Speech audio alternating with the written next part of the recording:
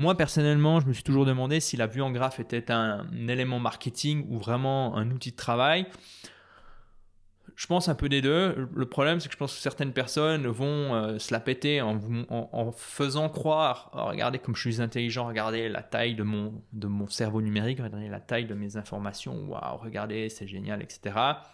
Mais ces gens-là confondent information et connaissance. Alors aujourd'hui, je vais vous parler de Logseq, un logiciel qui va vous permettre d'intégrer votre cerveau numérique. Petit rappel, un système de gestion d'information est composé de 3 éléments. On a l'outil, ça peut être l'application, mais également le smartphone, la tablette, l'ordinateur. Ensuite, on a la méthode structure et ensuite, on a le comportement de l'utilisateur. Si vous êtes tout le temps en train de changer d'application, commencez à vous demander, ok, est-ce que j'utilise la bonne méthode? Est-ce que déjà j'utilise une méthode? Ensuite, est-ce que la méthode est adaptée à mes besoins? Et dernièrement, est-ce que j'ai des comportements qui sont réguliers? À mon avis, trop d'attentes sont mises sur les outils. Il y a une image que j'aime bien dire, c'est que si moi j'ai une Ferrari mais que je ne sais pas la conduire, vous arriverez plus rapidement à destination avec votre vélo ou avec votre âne. Je ne sais pas si vous êtes en train de faire de l'équitation sur un âne. Ok. Et ça, beaucoup de gens l'ont perdu de vue. Donc Logseq, c'est un logiciel qui a été créé en 2020, qui est apparu en juillet 2020 sur GitHub, open source, qui vous permet de sauvegarder vos informations en local et qui est rentré dans mon radar début 2021. J'ai pas voulu faire de test avant parce que pour moi le logiciel était trop jeune. Il y a toujours un coût à changer de système, surtout sur un système où l'équipe qui est en train de développer l'application n'a pas vraiment encore fait ses preuves. Et donc c'est pour cette raison que j'en ai pas forcément parlé. Et puis c'est pour cette raison aussi que j'apprécie énormément Workflowy parce qu'il y a une équipe derrière qui est là depuis longtemps. Il y a une certaine stabilité dans le développement, une stabilité dans l'utilisation de Workflowy. Et dans la suite de cette vidéo, je vais vous parler des fonctionnalités de Logseq qui me semblent pertinentes si vous souhaitez un logiciel pour prendre des notes, mais aussi intégrer votre cerveau numérique. Car oui, vous allez pouvoir intégrer votre cerveau numérique dans Logseq. Mais évidemment, il y a également 2-3 trucs qui m'ont pas plu dans Logseq et je vais vous en parler dans la suite de cette vidéo. Maintenant, sachez qu'il y a un article que je mets à jour qui est beaucoup plus mettre à jour un article versus mettre à jour une vidéo. C'est beaucoup plus facile de mettre à jour un article, donc assurez-vous, si vous regardez cette vidéo dans quelques temps après la date de sa sortie, assurez-vous de jeter un œil à l'article. Il y a des captures d'écran et quelques mise à jour en lien avec Logseq. Logseq, ça signifie quoi? Ça signifie séquence de log, séquence d'enregistrement quotidien, séquence de journaling. Si vous ne faites pas du journaling, je vous invite à tester Logseq en commençant par faire du journaling. Comme vous pouvez voir ici, quand on se connecte sur Logseq, on voit ici les jours qui passent. Et donc, c'est centré sur le journaling. Et ça, je trouve intéressant parce que, premièrement, le journaling, c'est une pratique très intéressante pour progresser au quotidien, faire en sorte que chaque jour soit une opportunité pour progresser. J'en parle dans une vidéo qui s'affiche maintenant à votre écran qui s'intitule « Le journaling intelligent » et je vous invite vraiment à y jeter un œil. Et surtout, ça réduit le risque. On va dire que c'est un bon point d'entrée pour tester Logseq. Parce que le risque, c'est de tout migrer votre système d'un coup sous le coup de l'enthousiasme. Vous dites, waouh, c'est génial, il y a une vue en graphe, il y a des connexions, des liens bidirectionnels. Vous migrez tout et après 2 semaines, vous dites, en fait, c'est trop complexe. Donc moi, je vous invite, et en tout cas, c'est ce que j'ai fait pour ce test, c'est de simplement faire du journaling et petit à petit de découvrir les fonctionnalités qui vous semblent les plus pertinentes, les plus intéressantes, mais également les bugs. Parce que les bugs, il y en a, surtout en termes d'éditeur de texte. Et moi, ça me rend fou. Donc, journaling, séquence de log. Logseq a été influencé par Room Research, par Workflowy, par OrgMod. Et puis en fait, ce qui est intéressant et c'est ce qui plaît à beaucoup de gens qui se tournent vers Logseq, c'est open source. Donc le code est disponible sur GitHub et surtout, il y a des données qui sont enregistrées en local. Donc moi, j'enregistre toutes mes données. Je ne sais pas si je vais réussir à vous montrer le petit disque dur, voilà, ici. Et puis Logseq, c'est la partie visible de vos données qui sont enregistrées sur votre ordinateur. Donc ici, si je viens dans Logseq Data, on voit qu'il y a un dossier journal avec toutes les entrées en lien que j'ai faites sur mon journal. Ensuite, il y a une partie page. Donc ça, c'est toutes les pages qui ont été créées. Ensuite, il y a les assets. Donc les assets, c'est tout ce qui est PDF, images, vidéo. Et donc ça, c'est la partie back-end que je n'ai pas structurée, que je n'ai pas forcément organisée. Mais la partie front-end, la partie visible, me permet ensuite de retrouver facilement ces informations.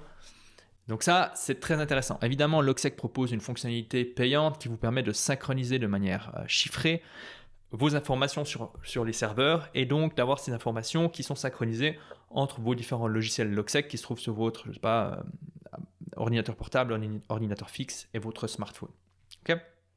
Maintenant, en termes de fonctionnalité, ce qu'il faut comprendre, c'est que si je reviens ici et que j'ouvre par exemple Journal, ici on voit qu'il y a le point MD. Point MD, c'est-à-dire point Markdown. Alors c'est la première fonctionnalité qui est importante de comprendre, c'est que le Markdown, c'est quoi? C'est un langage qui vous permet de formater rapidement du texte. Par exemple, si j'ai envie de mettre du gras, ceci est du gras, je mets 2 astérix, je fais Enter et ensuite automatiquement Logseq va m'afficher le terme en gras. Si j'ai envie de créer des titres, je fais, je sais pas, titre, voilà, titre 2 par exemple. Et si j'ai envie de créer un titre 3, voilà. Donc très rapidement, vous allez pouvoir mettre en forme votre texte, ça peut plaire à certains. Moi, j'ai pas l'habitude de travailler avec du Markdown, mais je sais que c'est une fonctionnalité qui est intéressante parce que plusieurs logiciels l'utilisent, l'acceptent. C'est le cas de Notion, c'est le cas d'Obsidian. Obsidian qui est, à mon avis, le concurrent principal de Logseq. Donc ça, c'était une fonctionnalité qui est intéressante à bien saisir. Maintenant, une deuxième fonctionnalité qui est intéressante, c'est quoi? C'est la partie outliner. Donc un outliner, c'est quoi? C'est une sorte de carte mentale textuelle. Donc, si je viens sur un logiciel de carte mentale, je suis sur Koggle.it, j'ai créé Logseq au centre. Ici, on a une branche avec ADN, une sous-branche, le terme Logseq, Room Research Workflowy, ensuite les fonctionnalités, ensuite ce que j'ai fait avec Logseq. Le truc, c'est que si vous avez beaucoup d'informations dans votre carte mentale, rapidement, vous allez avoir une sorte de surcharge informationnelle à l'écran et ça va être compliqué de naviguer entre les informations et c'est aussi très limité. Donc, l'intérêt de l'outliner, c'est que vous allez pouvoir inscrire beaucoup d'informations, les structurer selon le principe de la carte mentale, donc des branches, mais ensuite fermer ces informations. Je vous montre ça tout de suite. Donc si je mets Logseq ici, et ensuite je crée ADN avec séquence de log, room, et puis ensuite workflowy. Bon, ensuite je crée un autre point. C'est quoi? Les fonctionnalités. Fonctionnalités, je vais y arriver. On a données en local, rétro-lien, markdown, outliner, etc. Puis ensuite, on a quoi? Ce que j'ai fait avec journaling, notes, tâches, etc. Et donc là, on a beaucoup d'informations. Donc, je peux voir une structure de finalement mes pensées, de mes idées, de mon information. Mais si tout d'un coup, je me dis, bon, il y a trop d'informations, je peux fermer. Je peux ouvrir. Je peux aller ici. Ensuite ici. Et je peux continuer de développer. Je peux me dire, format Markdown. Je vais présenter ça. Présenter les titres par exemple, etc. Donc, pour moi, les logiciels de type Outliner vous offrent une productivité inégalée. Moi, j'ai jamais retrouvé dans un logiciel, et j'en ai testé pas mal, la productivité que j'ai avec Workflowy, parce que Workflowy est un Outliner et l'éditeur de texte est bien plus fluide que celui que vous pouvez avoir sur Logseq. Okay. Une autre fonctionnalité importante à comprendre avec Logseq, et c'est à mon avis là où il va briller, c'est dans les rétroliens. Donc pour comprendre le rétrolien, il faut comprendre déjà, en anglais, bidirectional link. Ouais, je crois que c'est ça, bidir. Et en français, lien bidirectionnel ou rétrolien, ce sont des synonymes. Pour comprendre ce concept-là, il faut comprendre le lien unidirectionnel. Le lien unidirectionnel, c'est je tape une URL, par exemple http organisology.com, voilà, ou call, voilà, par exemple pour booker un call avec moi. La personne qui, par exemple, si je vais sur Organisology, voilà, ici sur cette page, je ne vais pas voir que j'ai été cité dans Logseq. C'est un lien unidirectionnel. Ok. Maintenant, le lien bidirectionnel me permet à la cible du lien de voir les liens qui pointent vers elle. Donc je vous donne un exemple. Si j'écris ici Sénèque est l'homme ou l'un des hommes les plus riches de son époque, ici je peux me dire bon ben ça je vais le connecter avec la page Sénèque parce que je sais que j'ai une page Sénèque à quelque part, j'ai pas besoin de savoir où elle est. Okay. Quand je fais Enter, je vois ici. et je vois quoi? J'arrive sur cette page, et sur cette page, je vois quoi? Ici, je vois les liens bidirectionnels qui viennent d'autres pages. Comme par exemple, ici, je vois que le mardi 20 juin, j'ai écrit, voilà, je vais voir si j'ai pas écrit trop de conneries, parce qu'on est quand même, voilà, donc c'est bon, j'ai pas, voilà, bon, c'est bon, pas trop de conneries, donc ça va bien. Donc ici, je vois que le 20, j'ai parlé de Sénèque. Bon. Et je peux revenir ailleurs. Donc en fait, le lien bidirectionnel est intéressant parce qu'il va vous permettre de voir les informations qui sont connectées à une autre information. Ce que d'autres logiciels ne permettent pas. Après, il ne faut pas vous faire de soucis, la plupart des logiciels sont en train d'intégrer cette fonctionnalité. Là où c'est intéressant avec un Logsec ou un Obsidian, pour ceux qui connaissent Obsidian, c'est qu'il y a les termes qui sont mentionnés dans vos données, dans votre logiciel Logsec, mais qui n'ont pas été liés. Ici, par exemple, le bien moral, toujours vouloir la même chose, toujours refuser la même chose, Sénèque. Et donc ici, je vois que je pourrais connecter cette information, parce qu'elle est pertinente, à la page de Sénèque. Voilà. Et quand je presse Enter, vous savez que attendez, tac. Voilà. On voit, ça a été mis à jour. Maintenant, j'ai plus qu'une référence qui n'est pas liée. La référence du bien moral est passée dans les rétroliens connectés. Donc ça, c'est une fonctionnalité qui nécessite, c'est une manière de penser un petit peu plus différente, un peu différente de ce qu'on a l'habitude d'avoir, mais qui est intéressante. Évidemment, pour réduire la pollution à l'écran, vous pouvez fermer et ouvrir les liens bidirectionnels. Ce qui est aussi intéressant avec Logsec, c'est que si vous faites Shift et clic, vous allez ouvrir ici la barre latérale, qui est une fonctionnalité qui est intéressante. Vous avez une barre latérale à droite, une barre latérale à gauche. Je peux aussi commande Shift J, un raccourci que je vous recommande qui est intéressant, qui va vous permettre dans votre barre latérale à droite d'ouvrir votre journal du jour. Donc c'est très intéressant pour faire du journaling ou pour ne pas perdre de vue, par exemple, votre planification du jour si vous inscrivez vos tâches dans la date du jour. Donc ça, c'était un petit point sur les rétroliens. Je pourrais en parler des heures et des heures. Là, on est vraiment dans une introduction du logiciel Logsec. Maintenant, ce qui est intéressant, c'est que cette capacité à connecter rapidement des idées entre elles va petit à petit supprimer le besoin de créer, en tout cas ça c'est ce que vous vendent ce genre de logiciel, le besoin de créer une structure. Donc c'est-à-dire, vous savez, si vous êtes sur, je ne sais pas, si je viens ici sur mon Mac, je crée un dossier, je ne sais pas, facture, bon, truc sexy, et puis ensuite je crée un nouveau dossier. Bon, par exemple 2023. Et en fait, le problème avec ça, c'est que évidemment, on n'a jamais une structure parfaite, parce que les mots sont identiques, mais le sens peut changer, et on est dans un monde impermanent qui fait qu'une structure peut vite devenir lourde. Et donc, la promesse de ce genre de logiciel, c'est grâce aux connexions faciles, aux liens faciles, vous n'avez plus besoin de créer de dossiers et de sous-dossiers. Donc ici, dans Logsec, plus de dossiers, plus de sous-dossiers. On va uniquement travailler avec la fonctionnalité de recherche qui est très puissante. Par exemple, je vais chercher Sénèque et je vais voir partout où Sénèque a été mentionné. Donc ça, très très puissant, à mon avis bien plus puissant qu'un logiciel comme Notion, mais pas aussi puissant qu'un logiciel comme Workflowy.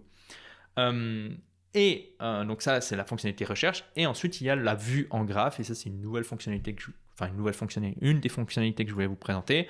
Vous allez pouvoir voir les connexions et voir que par exemple, si je clique ici, je clique sur Sénèque et je vois les différentes informations auxquelles cette page est reliée. Donc je vois les liens bidirectionnels qui s'affichent entre mes différentes informations.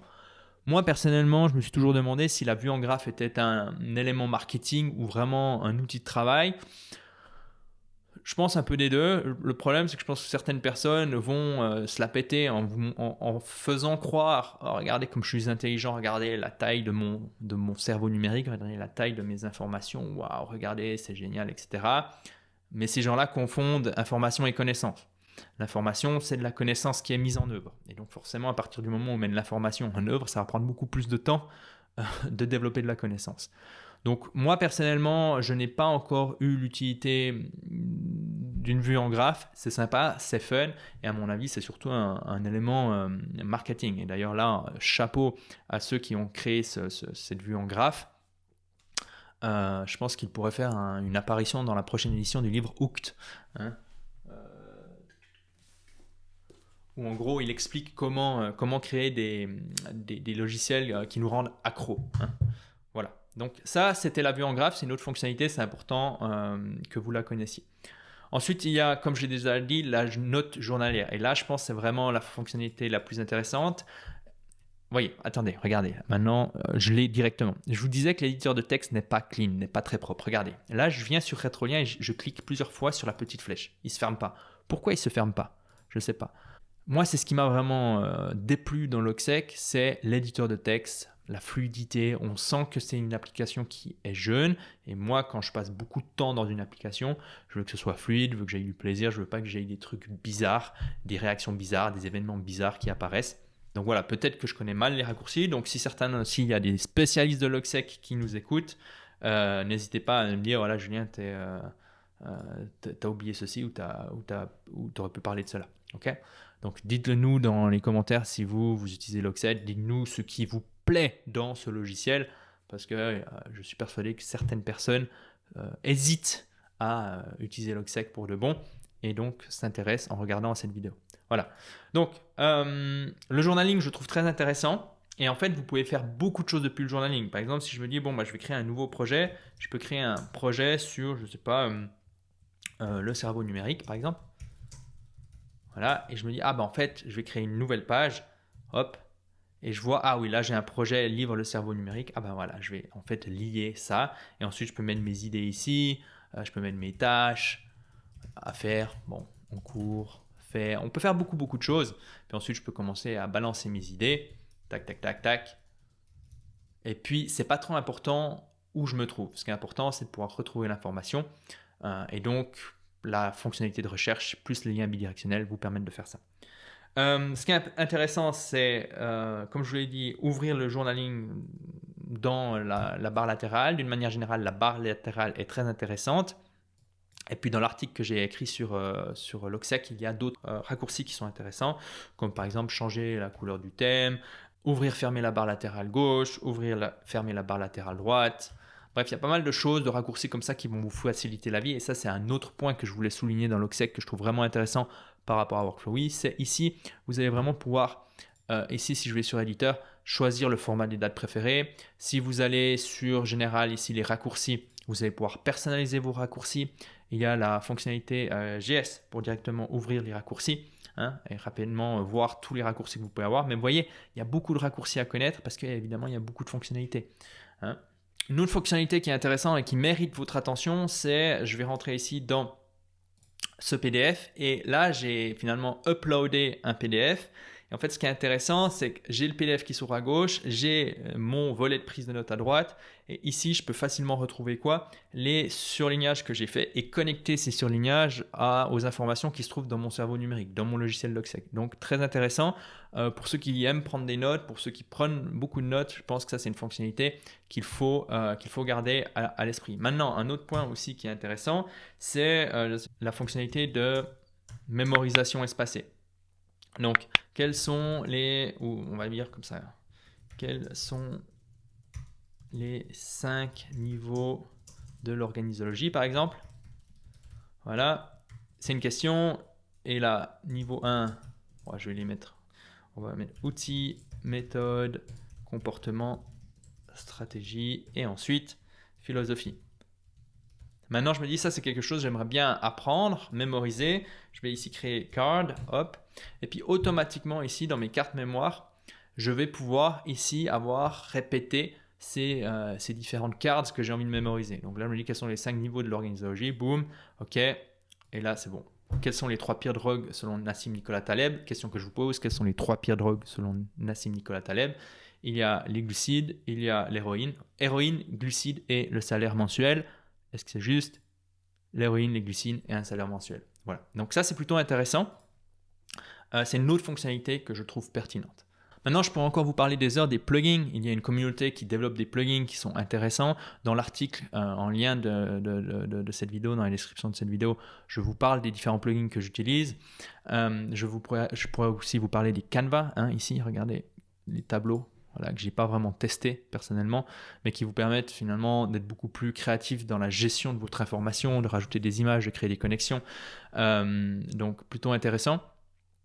Je pourrais en parler des heures et des heures et des heures et des heures. Il y a beaucoup de choses à faire et donc là je viens uniquement de couvrir une pointe de ce qu'on peut faire, des possibilités qu'offre ce logiciel.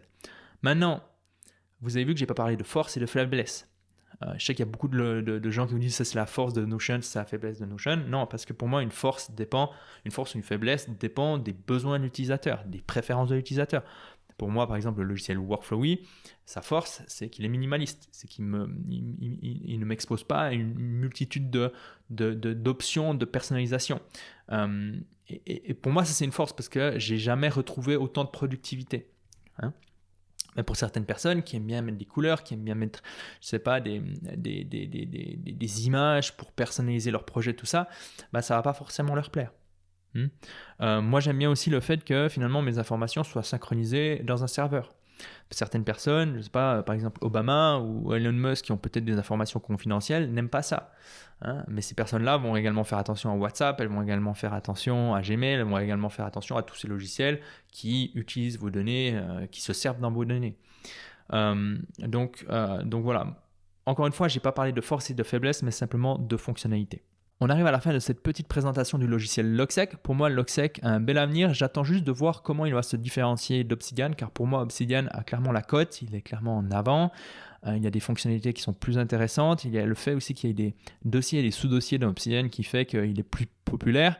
Le graphe est mieux foutu dans Obsidian. Et donc, pour moi, avant de migrer dans Logseq, je vais plutôt me dire, comment va-t-il évoluer? Est-ce qu'il va s'améliorer? Est-ce que l'éditeur de texte va être bien plus fluide? Est-ce que ça va être propre? Parce que pour moi, l'éditeur de texte, c'est le truc le plus important dans ce genre de logiciel, vu qu'on traite du texte à longueur de journée. Et donc les petits bugs, c'est des petits bugs qui vont être là, qui vont se répéter encore et encore, jour après jour, semaine après semaine, mois après mois. Donc moi personnellement, je ne vais pas migrer dans Logseq, je vais rester sur Workflowy. Par contre, c'est un logiciel qui est intéressant pour les écrivains, intéressant pour les journalistes, intéressant pour tous ceux qui sont dans le travailleur du savoir, intéressant pour tous ceux qui se font du souci pour leurs données, pour la confidentialité de leurs données, qui aiment posséder leurs données.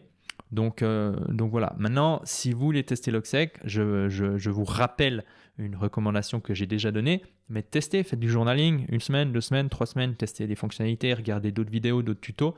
Et puis si au bout d'un moment vous dites « Ah chouette, c'est vraiment intéressant », essayez de migrer un projet, essayez de migrer quelques notes et voir si ça vous plaît. Voilà, il y aura peut-être d'autres vidéos sur le sujet, à voir comment évolue le logiciel. Dites-moi si vous utilisez Logseq, dites-moi ce qui vous plaît particulièrement de Logseq. C'est quelque chose que j'ai peut-être pas abordé et qui va permettre d'avoir une autre perspective pour les gens qui regardent cette vidéo. Et puis pensez à vous abonner pour ne pas manquer des prochaines vidéos de ce type.